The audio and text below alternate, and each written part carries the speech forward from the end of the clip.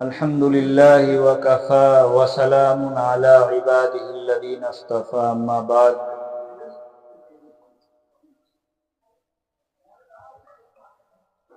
محترم و مکرم سامعین کرام،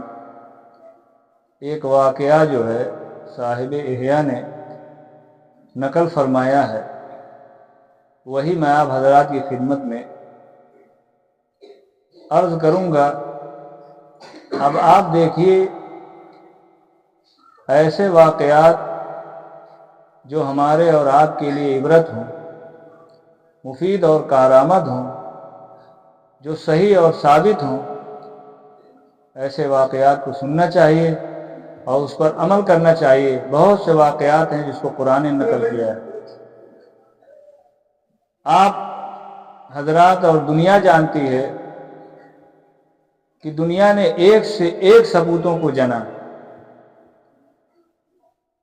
بہت سے جنرل کرنل پیدا ہوئے، بہت سے صلاحیت مند پیدا ہوئے جنہوں نے کایا پلٹ کر رکھ دیا، لیکن تاریخ اسلامی گواہ ہے کہ حضرت عمر رضی اللہ تعالیٰ عنہ کے سامنے سب لوگ طفل مکتب معلوم ہوتے ہیں، لیکن اتنا بڑا جنرل جب آپ صلی اللہ علیہ وسلم کا وصال ہوا تو رو رہے ہیں اور یوں فرما رہے ہیں کہ اے اللہ کے رسول، میرے ماں باپ پر آپ پر قربان، ایک کھجور کا تنا جس پر سہارا لگا کر جناب نبی کریم صلی اللہ علیہ وسلم خطبہ دیا کرتے تھے، لیکن جب آپ کے لیے ممبر شریف بنا دیا تو آپ ممبر پر تشریف لے گئے تو آپ کے فراق میں رو رہا تھا، رونے کی آواز آ رہی تھی۔ بہت مشہور واقعہ حدیث پاک میں، تو آپ صلی اللہ علیہ وسلم نے اپنا دست اطہر اس کے اوپر پھیر دیا تو اس کو سکون نصیب ہوا۔ تو میری امت آپ کے فراق میں اس سے زیادہ رونے کے قابل، اس سے زیادہ رونے کے مستحق ہے تاکہ اس کو سکون نصیب ہو۔ لیکن آج ہم دیکھیں ذرا کہ آپ صلی اللہ علیہ وسلم سے ہماری محبت کیا ہے، کیا واقعتاً ایسی محبت ہے؟ ایک کھجور کا تنا جو حضور اقدس صلی اللہ علیہ وسلم سے جدائی پر، جس پر آپ سہارا لگا کر خطبہ دیتے تھے، رو رہا ہے۔ آج ہم لوگ آپ کی محبت کے دعوے دار، ٹھیکے دار بنتے ہیں اور اس کے لیے اپنا سینہ ٹھوکتے ہیں آپ کی محبت کے، لیکن حقیقت میں ایسا نہیں۔ آپ کا مرتبہ اس قدر بلند ہے۔ حضرت عمر رضی اللہ تعالیٰ عنہ رو رہے ہیں اور فرما رہے ہیں کہ میرے ماں باپ پر قربان ہے اللہ کے رسول، آپ کا مرتبہ اللہ کے نزدیک اس قدر بڑا ہوا ہے کہ آپ فرما رہے ہیں کہ اللہ کے رسول کی اطاعت، جس نے رسول کی اطاعت کی، من یطیع الرسول فقد اطاع اللہ، تحقیق اس نے اللہ کی اطاعت کی۔ رسول کی اطاعت کو اپنی اطاعت قرار دے رہے ہیں اللہ تبارک تعالیٰ۔ اگر آپ نے نبی کریم صلی اللہ علیہ وسلم کی اطاعت کی، گویا اللہ کے رسول، اللہ کی اطاعت۔ اور یاد رکھیے، بغیر اللہ کے رسول کی اطاعت کے آپ منزل تک نہیں پہنچ سکتے۔ خلاف پیغمبر کسے راہ گزید کہ ہرگز نخواہت بمنزل رسید، اپنی منزل تک نہیں پہنچ سکتے۔ حضرت عمر رضی اللہ تعالیٰ عنہ رو رہے ہیں اور فرما رہے ہیں کہ آپ کی فضیلت اللہ تعالیٰ کے یہاں اس قدر بڑھی ہوئی ہے، اس قدر ہے کہ اللہ تعالیٰ نے آپ سے مطالبہ سے پہلے معافی کا اعلان کر دیا اور ارشاد فرمایا عفا اللہ عنک لما زنت لهم،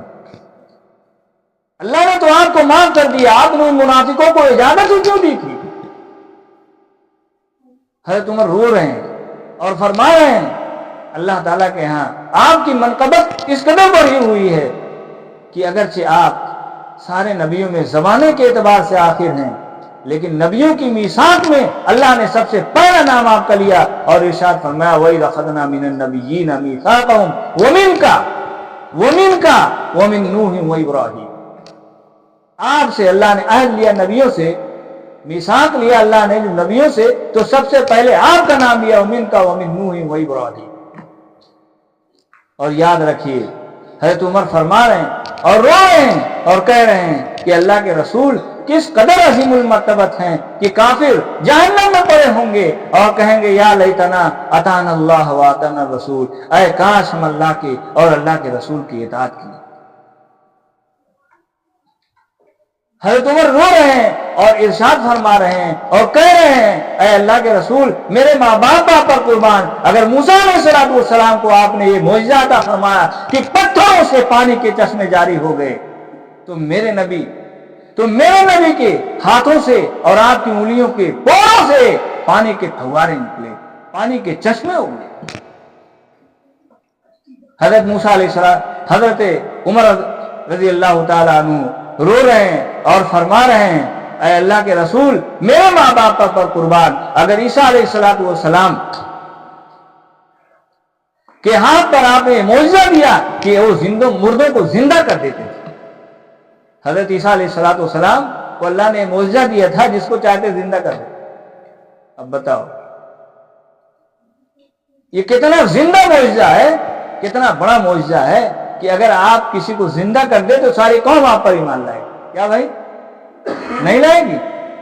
لیکن حضرت عمر رضی اللہ تعالیٰ عنہ فرماتے ہیں اے اللہ کے رسول میرے ماں باپ آپ پر قربان، یہودیوں نے آپ کی دعوت دیا تھا اور بکرے کے گوشت میں زہر ملایا تھا، جب آپ اس کو نوش فرمانے لگے تو اس بکرے کے گوشت کی بھنے ہوئی بوٹی نے یہ آواز دیا اے اللہ کے رسول مجھ کو مت کھائیے، مجھ پہ زہر ملا۔ کنکریوں سے کلمہ پڑھانا سب کے بس کی بات نہیں۔ یہ آپ صلی اللہ علیہ وسلم ہی کا معجزہ ہے۔ چنانچہ حضرت عمر رضی اللہ تعالیٰ عنہ رو رہے ہیں اور فرما رہے ہیں کہ اے اللہ کے رسول میرے ماں باپ پر قربان، نوح علیہ السلام نے کہاں اپنی قوم کے لیے بد دعا دی اور کہا رب لا تذر علی الارض من الکافرین دیارا، اس روئے زمین پر کسی بھی بسنے والے کافر کو اے میرے رب مت چھوڑیے۔ لیکن طائف میں آپ کے ساتھ کیا ہوا، کس قدر آپ پر ظلم کیا گیا، احد میں آپ کے دندان کو شہید کیا گیا، نماز میں آپ کی جسم عطار پر اونٹ کا بچے دان رکھا گیا، آپ کے راستے میں کوڑے ڈالے گئے، کرکٹ پھینکے گئے، آپ کو گالیاں دی گئی اور تانا دیا گیا اور آپ کو گھر سے بے گھر کیا گیا، آپ کو ہجرت کرنے پر مجبور کیا گیا، وطن سے آپ بے وطن ہوئے۔ لیکن آپ نے کیا فرمایا، اللہم اغفر لقومی فإنہم لا یعلمون، اے میرے رب، اے اللہ میری قوم کو معاف کر دیجیے، وہ نہیں جانتے۔ زخم کھائے، پتھر برسائے، پھر بھی دعائیں آپ ذرا غور کیجئے کہ آپ صلی اللہ علیہ وسلم کو نبوت 40 برس کے بعد ملی اور نبوت کے بعد کا زمانہ آپ کا 23 سال کا بنتا ہے۔ 23 سال میں حجۃ الوداع کے موقع پر 1,24,000 صحابہ کرام، بہت سے لوگ دور دراز، کوئی سواری ویسی نہیں تھی، نہ آ سکے، غائبانہ اسلام لائے تھے، اور بہت سے لوگ آپ صلی اللہ علیہ وسلم کو دنیا میں کتنے لوگ ایمان لائے ہوں گے، ان کی تعداد بے شمار تعداد تھی۔ چنانچہ صحیح روایت میں منقول ہے کہ میرے اوپر پیش کی گئی رأیت سوادا کثیرا سد الافق،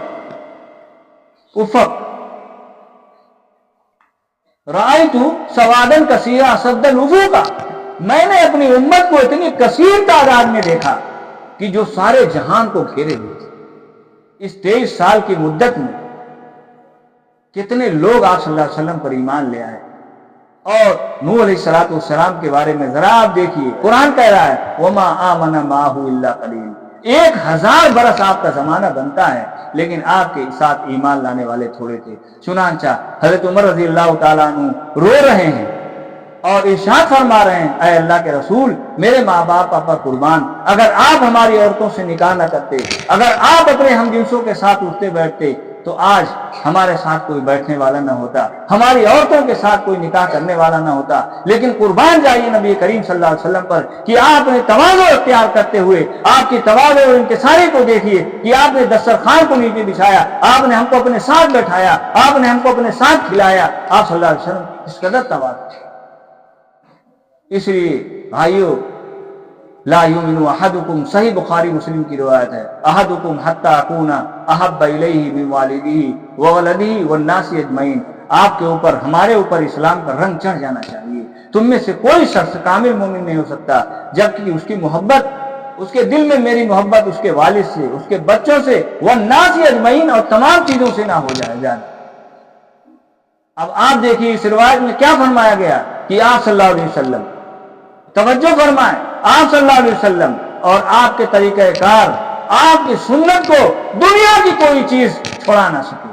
اور ہم آپ کے رنگ میں ڈھل جائیں۔ آپ یقین مانیے جیسا کہ صحابہ کرام آپ کے رنگ میں ڈھل گئے تھے، آپ پر آپ کا رنگ چڑھ گیا تھا، آپ کی جماعت پر دنیا کی کوئی طاقت ان کو روک نہ سکی۔ آج ہم لوگ آپ صلی اللہ علیہ وسلم سے بہت دور، آپ کے طریقے سے بہت دور، آپ کی سنت اور آپ کی روش اور آپ کے اصحاب کا جو طریقہ تھا اس کو ہم نے پس پشت ڈال دیا، تو نتیجہ کیا ہوا؟ وہ کیا تھے اور ہم کیا ہوئے؟ آج ہم کو روایت میں جو آتا ہے، آپ صلی اللہ علیہ وسلم نے 1400 سال پہلے پیشن گوئی کی، وسعون کا وسائل سیل، تم تو ایک جھاگ ہو۔ صحابہ نے پوچھا کہ اللہ کے رسول ہم لوگ کم ہوں گے؟ کہا نہیں، بل انتم یومئذ کثیر ولکنکم غثاء کغثاء السیل، تم تو ایک جھاگ ہوگے، تمہارے اندر ایمان نہیں ہوگا، تمہارے اندر